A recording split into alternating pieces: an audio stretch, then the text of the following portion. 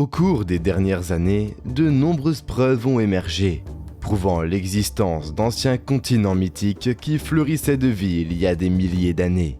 Un exemple de ceci est le continent perdu de Zelandia, dont 95% est maintenant submergé dans l'océan. Le continent faisait environ 5 millions de kilomètres carrés, soit environ les 2/3 de la taille de l'Australie, et était situé entre la Nouvelle-Zélande et la Nouvelle-Calédonie. Les scientifiques ont étudié plus de 8000 spécimens, et plusieurs centaines d'espèces fossiles ont été identifiées, confirmant que le continent était autrefois au-dessus du niveau de la mer et rempli de vie. Le continent perdu sur lequel nous nous concentrons dans cette vidéo est le continent mythique de la Lémurie, que l'on croyait situé dans l'océan Indien. La première fois que les scientifiques ont commencé à parler de cette terre, c'était au milieu des années 1800, lorsqu'un avocat et zoologiste britannique, Philip Sclater, a écrit un article intitulé « Les mammifères de Madagascar ». Sclater a découvert que les fossiles de lémuriens étaient extrêmement abondants à Madagascar et en Inde. Mais curieusement, ces fossiles manquaient totalement en Afrique et au Moyen-Orient. Cette observation a conduit Sclater à proposer qu'à un moment donné dans un passé lointain, l'Inde et Madagascar étaient reliés par voie terrestre et faisaient partie d'un continent plus large qu'il a décidé de nommer Lémurie. De nombreux autres scientifiques ont également proposé l'existence d'un tel continent. Étienne Geoffroy Saint-Hilaire, qui est un naturaliste français, a également spéculé sur une ancienne connexion terrestre entre Madagascar et l'Inde en 1840. Le naturaliste britannique Alfred Wallace a proposé en 1859 que seul un continent englouti pourrait expliquer la faune trouvée sur l'île de Célèbes. En 1869, le zoologiste, naturaliste et biologique marin allemand Ernst Haeckel, qui a découvert et nommé des milliers de nouvelles espèces, cartographié un arbre généalogique relatant toutes les formes de vie et inventé de nombreux termes en biologie, a publié son livre « L'histoire de la création ». Dans ce document, il a promu sa vision de la théorie de l'évolution et a considéré que les premiers humains pourraient être descendus de primates asiatiques et a placé le berceau de l'humanité en Asie, en Afrique et, ce qui est très intéressant, sur un continent perdu dans l'océan Indien. Sa théorie a également été acceptée par la communauté scientifique, car cela pourrait expliquer la voie de migration possible des premiers humains d'Afrique vers l'Indonésie. Ernst Haeckel a même réalisé la première carte hypothétique de la Lémurie, qu'il a simplement appelée Paradise. Selon sa carte, le continent était un pont terrestre, reliant l'Afrique centrale et orientale jusqu'aux Philippines. Voici ce qu'il écrivit. La demeure primitive probable, ou paradis, est supposée ici être la Lémurie, un continent tropical actuellement situé au-dessous du niveau de l'océan Indien, dont l'existence antérieure à la période tertiaire semble très probable d'après de nombreux faits de géographie animale et végétale. Mais il est également très possible que l'hypothétique berceau de la race humaine se trouve plus à l'est, dans l'Hindoustan ou l'Inde plus loin, ou plus à l'ouest, en Afrique de l'Est. L'idée de la Lémurie comme berceau perdu de l'humanité n'a pas été discutée seulement par les scientifiques, mais aussi par les sociétés ésotériques. Helena Blavatsky était la mystique, l'occultiste et la médium la plus célèbre et la plus notoire de la fin du 19e siècle. Née en Russie, elle est devenue célèbre pour ses incroyables capacités psychiques, dont de nombreuses personnes ont été témoins. Parmi ces capacités figuraient la clairvoyance, la clairaudience, la télépathie, la capacité d'accéder à l'esprit d'autrui et bien d'autres. Ses pouvoirs psychiques étaient si puissants qu'elle a même résolu des cas de meurtre, donnant des informations précises sur les crimes à la police. Les informations qu'elle a fournies à la police étaient si précises qu'une fois, elle est même devenue la principale suspecte dans l'une des affaires jusqu'à ce qu'elle soit résolue. En 1888, Helena Blavatsky publie son livre La doctrine secrète, dans lequel elle donne des informations fascinantes sur la Lémurie. Elle propose que la Lémurie était le berceau de l'une des 7 races de l'humanité. Elle écrit qu'il y a des millions d'années, une ancienne race humanoïde coexistait avec les dinosaures. Ces êtres possédaient soi-disant 4 bras et des yeux, et étaient des hermaphrodites pondeurs. Curieusement, cette description est très similaire à certaines des anciennes divinités hindoues, qui étaient souvent représentées avec 4 bras. Bien que les Occidentaux ne croient pas aux anciens textes sanskrits, et les considère comme de simples histoires pour s'endormir, il existe de nombreuses preuves qui prouvent que certaines des légendes, aussi folles qu'elles paraissent, sont en réalité réelles. Un exemple de ceci est une histoire sur Lord Rama et son armée de singes humanoïdes Vanara, qui, selon l'épopée Ramayana, ont construit un pont massif entre l'Inde continentale et le Sri Lanka pour sauver la femme de Lord Rama qui était emprisonnée.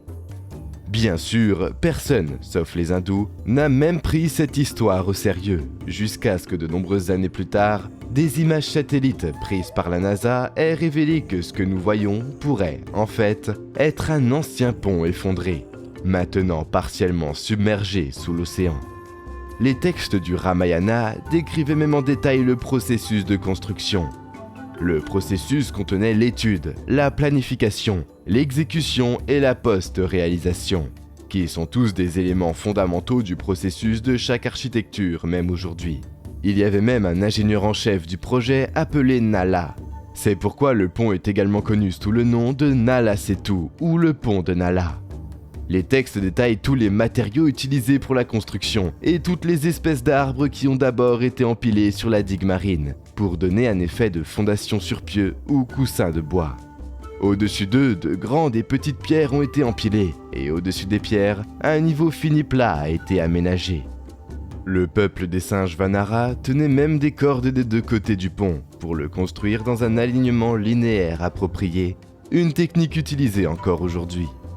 Toute l'histoire a été confirmée comme étant un événement véritablement historique, lorsque le docteur Badri Narayanan, l'ancien directeur du Geological Survey of India, a examiné la structure et son équipe a foré 10 trous de forage le long de l'alignement du pont, ce qu'il a découvert était surprenant.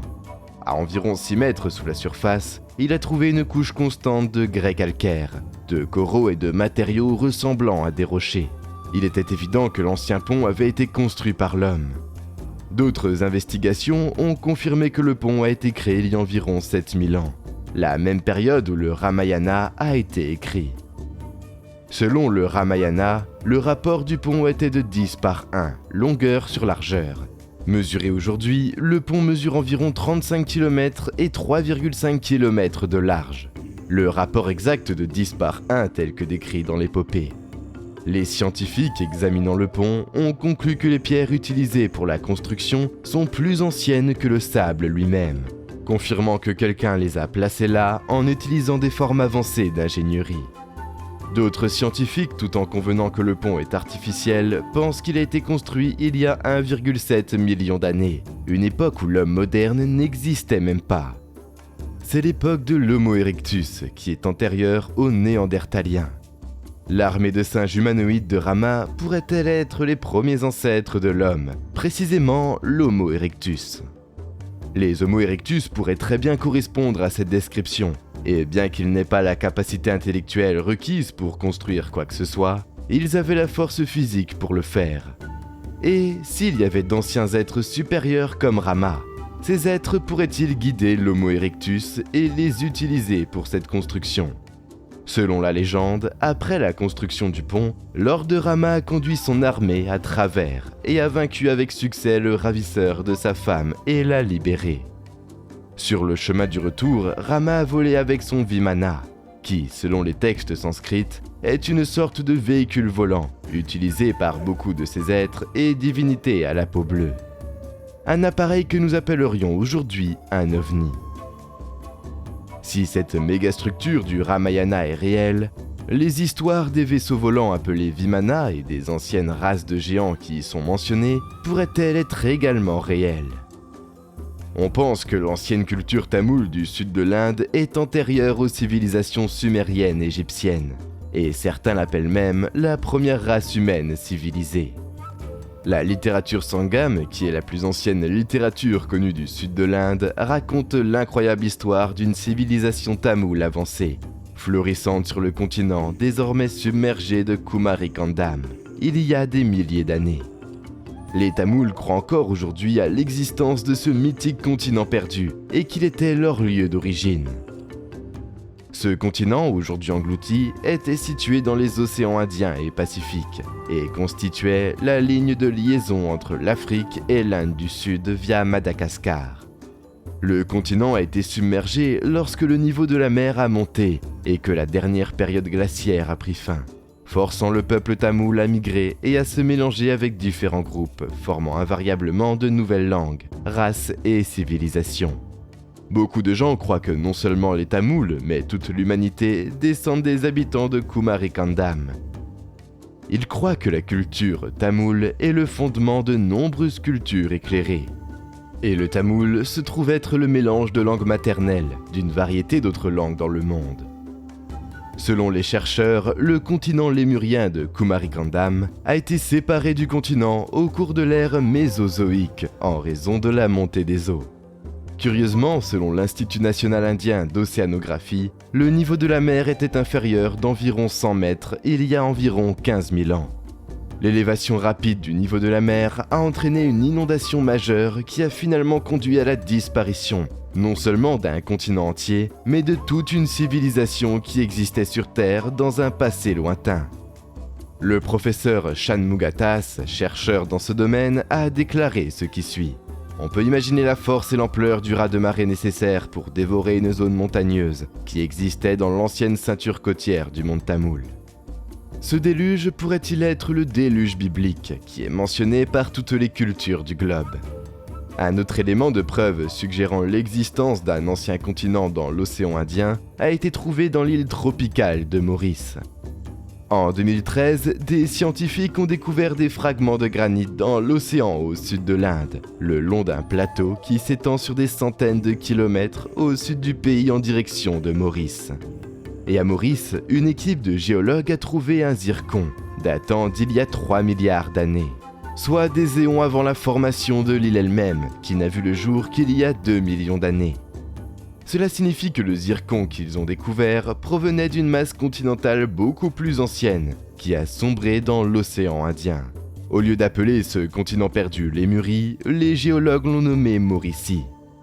Malgré le nom différent, tout s'aligne parfaitement avec la théorie de Sclater sur le continent perdu de la Lémurie et la légende tamoule de Kumarikandam.